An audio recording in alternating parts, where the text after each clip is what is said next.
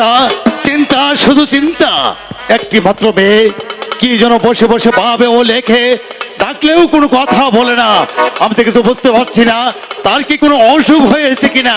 হ্যাঁ, ভালো একজন কবিরাজ ডেকে এনে তার চিকিৎসার ব্যবস্থা করতে হবে। এই কে আছিস?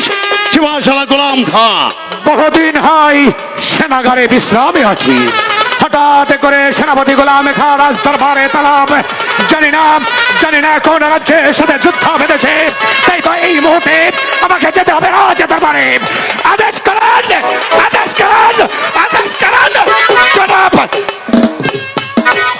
গোলাম খা, বলুন জনাব, যুদ্ধ কোন রাজ্যের নয়। সাথে যুদ্ধ বেঁধেছে এই মুহূর্তে আমি সেনা সৈন্য নিয়ে সেই যুদ্ধের ময়দানে দাঁড়াও গোলাম খা, যুদ্ধ নয়, যুদ্ধের চাইতে ভীষণ।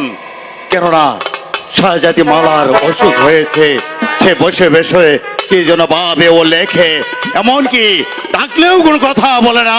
তাই তো আমি বলছি ভালো একজন কবিরাজ ডেকে এনে শাহজাদি মালার চিকিৎসার ব্যবস্থা করো।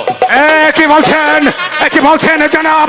কালো দাসীর সঙ্গে স্কুল থেকে ফেরার পথে শাহজাদি মালাকে আমি ভালোই দেখেছি, আর আপনি বলছেন তার গায়ে অসুখ করেছে জনাব?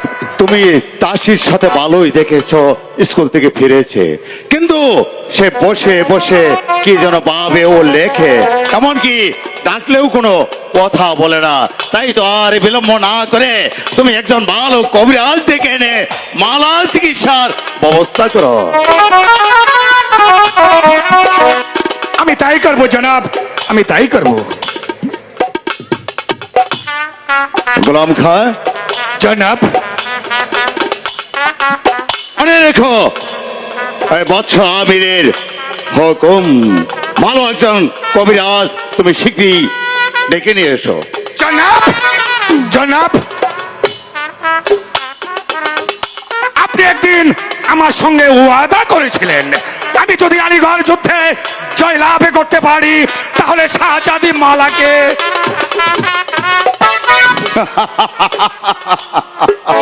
তুমি মনে করছো আমি ভুলে গেছি, তাই না? বলিনি গোলাম খা, বলিনি। তুমি আগে একজন কবিরাজ ডেকে নে মালা চিকিৎসার ব্যবস্থা করো, মালা সুস্থ হোক। শুধু শাহজাদি মালা নয়, তার সঙ্গে দেব আমি তোমাকে এই মিশরের মসনদ। মালা, এখন তোমার কেমন লাগছে? এখন আমার খুব ভালো লাগছে আব্বা হুজুর। মামালা, তোমাকে একটি কথা বলতে চাই। কি এমন কথা বলুন? বলতে যাচ্ছি, আলীগড়ের যুদ্ধে আমি গোলাম খাকে কথা দিয়েছি, যদি আলীগড়ের যুদ্ধে সে জয়লাভ করতে পারে তাহলে তোমাকে তার হাতে তুলে দেব। আব্বা হুজুর, আমি এখন বড় হয়েছি, তাই ওনাকে কথা দেওয়ার আগে আমাকে একটিবারের জন্য জিজ্ঞাসা করার দরকার ছিল। মামালা, জিজ্ঞেস করিনি ঠিক, কিন্তু আমিও তো তোমার বাবা। আব্বা হুজুর, তাই বাবা হিসাবে আমার দায়িত্ব দেখে শুনে বিয়ে দেওয়া। আব্বা হুজুর, আমিও যে আপনাকে একটি কথা বলতে চাই, যদি আপনি আমার অবহি দান করুন। বেশ, আমি তোমাকে অভয় দান করছি, তুমি খুলে বলো। পিতা মাতা জন্মদাতা আর তো কিছু নয়, বিধাতার কলমের লেখা সকলে শাস্ত্রে কয়। এর অর্থ এখন কি বলবো রাশেদা? আরে বলো তো। বলো, এর অর্থ কি? এর অর্থ যে আমার বিয়ে হয়ে গেছে। কেউ হয়ে গেছে না? বলো, কোন দেশের শাহজাদা তোমাকে বিয়ে করতে আসছে? বলো, কে সেই যুবক? সে কোন তবে আমার স্বামীর নাম। বলো তোমার স্বামীর নাম। বলবি তো? বলো, বলে দে।